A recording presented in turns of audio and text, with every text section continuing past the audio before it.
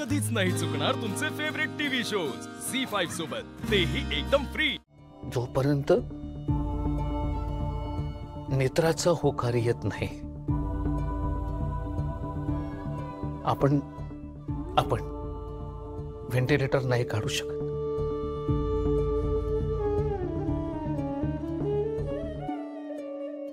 आपण थांबायला हवं।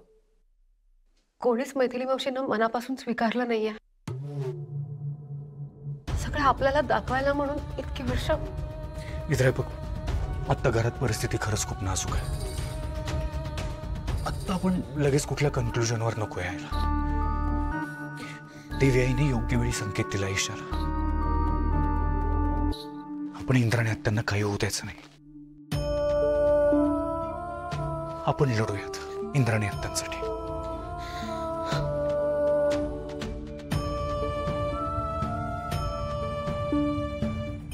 बघितलं ना कसे बोलले पप्पाजी, लगेच नेत्राची बाजू घेतली।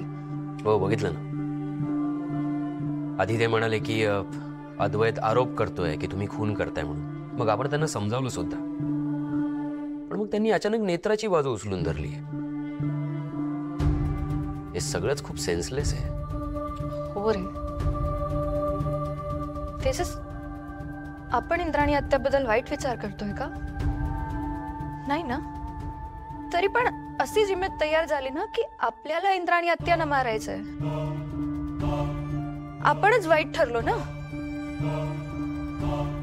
हे जसे तेच घर आहे का जिथे सगळेच एकमेकांना ना बोलताना समजून घ्यायचे। आता आपलंच घर आपलं नाही वाटत रे। आपल्याला काय वाटतंय काय नाही वाटतं कोणीच समजून घ्यायचं नाहीये।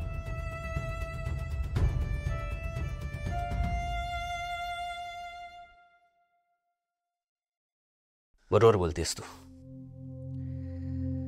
आणि मी खरंच समजू शकतो, कारण तुझ्यासोबत जे इथे घडतंय ते माझ्यासोबतही घडतंय। म्हणजे तुझी जी घुसमट घरात होती ती माझी तिथे ऑफिसमध्ये होते। करेक्ट बोललीस तू। या घरात ना आपल्या डिसिजनला किंमतच नाहीये। हे घर या माणसांनी मिळून पर्क करून टाकलंय। गेले बरेच दिवस माझ्या डोक्यात एक गोष्ट येत होती, पण मी म्हटलं जाऊ दे। पण आता हे जे सगळं घडतंय ना, त्यावरून मला असं वाटतंय की आता तू डिसिजन घ्यावाच लागेल। कसला डिसिजन? हे घर सोडायचं।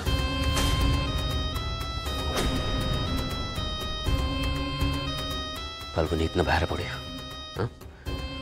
आपण वेगळे राहूया हवं तर। हे बघ, हे खूप जास्त झालं ना तर मी कदाचित बिझनेस मधून सुद्धा बाहेर पडेन। अशी मी जी मेहनत घेतोय ती कोणाला दिसतच नाहीये। मी स्वतःचा बिझनेस उभा करेन ना मग। फाल्गुनी, आता नाही सहन होत आहे खरंच।